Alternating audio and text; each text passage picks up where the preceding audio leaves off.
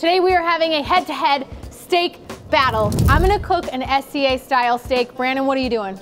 I'm just going simple, just simple backyard steak like I always do. So we're gonna do comp steak versus backyard steak. We're gonna try each other's. Maybe list off some pros and cons and see which one comes out the winner. So you gotta stick around to check it out. Now I'm gonna jump right into the prep on my SCA style steak. Now the Steak Cook-Off Association is a governing body of competitive steak cooking. And they have specific styles that people tend to follow because they get graded on texture, they get graded on flavor, and they get graded on tenderness and doneness. So all of these things that the competitors have to hit. Now, I'm not doing full SCA, but I am gonna take some tips and tricks that I learned from Nate Benson, who was the Utah State SCA champion, who is the guy that taught me how to cook SCA style steaks. I have a full video on it on the Grill Squad that you can check out if you're more interested in that SCA style cooking. But basically, it is a very tight trim. So I'm actually gonna take off the exterior fat on my ribeye. I'm also gonna tie it to create a really nice round visual because they're graded on visual presentation. It has to look beautiful. Now flavor is a huge grading factor in SCA, so the way that competitors layer on their seasonings is a really big deal. MSG is very prevalent in the competitive food world because it provides a real punch of flavor right at the beginning. Now SCA steaks are designed to be one bite steaks. I want to eat my whole steak, and while I love MSG, I don't have any in my seasoning, so I'm going MSG free, but I'm following a similar layering technique. I'm gonna start with a thin layer of my beef rub to create that really good salt and pepper based layer of flavor. I'm gonna hit it with some of my sweet rub because a lot of those competition style steaks have a sweet element to them. And then I'm gonna finish with my Fiesta rub so that you get that kind of punch of heat and acidity from the lime right at the beginning. I'm hoping all of these flavors play really well together and create some really interesting flavor profiles in the finished flavor of my steak. Now it's time to talk about cooking. Because the visual scoring is such a huge component of an SCA steak, we're gonna focus really hard on developing beautiful grill marks because grill marks are king in a competitive steak. I'm gonna get those beautiful grill marks by using grill grates over charcoal, which is one of the most common ways that SCA style steaks are cooked.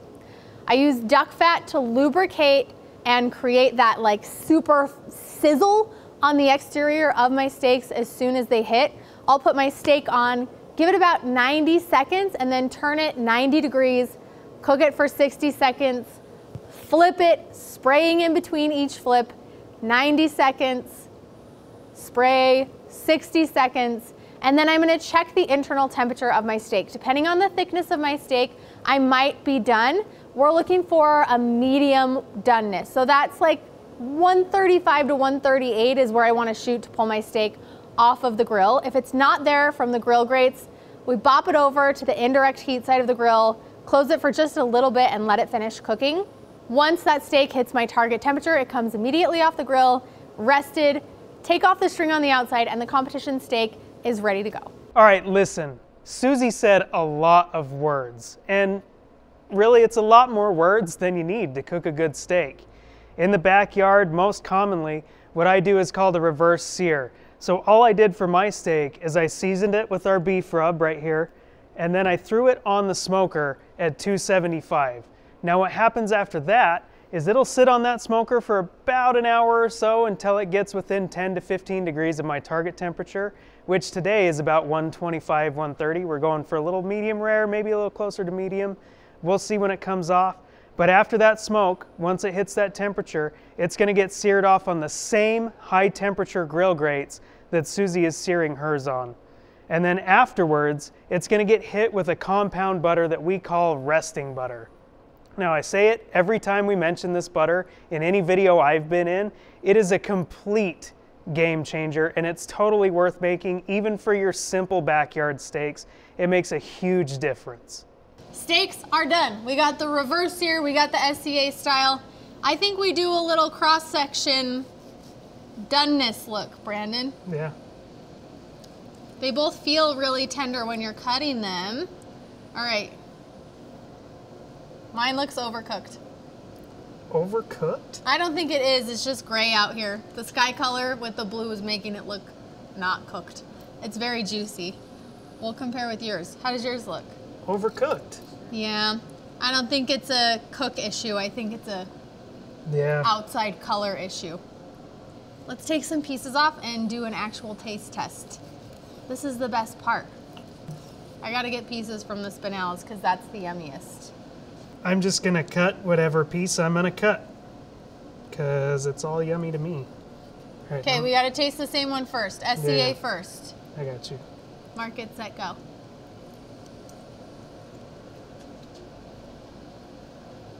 That's real good, but a lot of flavor. A lot of flavor. It's not like too salty, like it's over seasoned. No. But if you're a salt and pepper person, I don't think this many layers of flavor would appeal to you. But if you want to try something different, if you want to explore different flavor profiles, the heat from the Fiesta rub is awesome on there. Yeah. That little bit of sweet gives you this amazing dark caramelization at the grill marks, and then the beef is a classic. So all the flavors are good. It's just a lot of flavor. But I like flavor. All right, let's go classic. Backyard steak, beef rub, resting butter. This is our weeknight steak. This is how we do steaks at home. You got to make sure you dredge it in all that butter. It's so good. Listen, this one's good. I could eat like 3 bites of this one, right, and be done. This one, you could give me like 3 ribeyes, like 3 whole ribeyes, and I would eat that. The whole thing. There's just something special about beef and salt and pepper, and then that resting butter on top with the garlic and the thyme and everything that goes into it. It's just... I think this one's fun for an experimental. It's fun for a change up. It's fun to do new flavors and try new things and different cooking methods. I mean, this cooked in like 7 minutes, so it's a really quick steak. This one, when it comes to the smokiness, the flavor profiles that are mellow, you really get the beefiness here. If you're just a beef lover, the backyard steak is the way to go. Yep. But I mean, we're both winners. We're both winners. We're both eating steak. We're both steak winners. Oh man. All right, let me know which steak you would be most likely to try at home in the comment section below. We're gonna keep eating the rest of these ribeyes. We'll catch you guys next time. Todd, do you want a bite? Like, come in here and get a bite, dude. Taste test, Todd needs some meat. Sure. It's hard work running them cameras.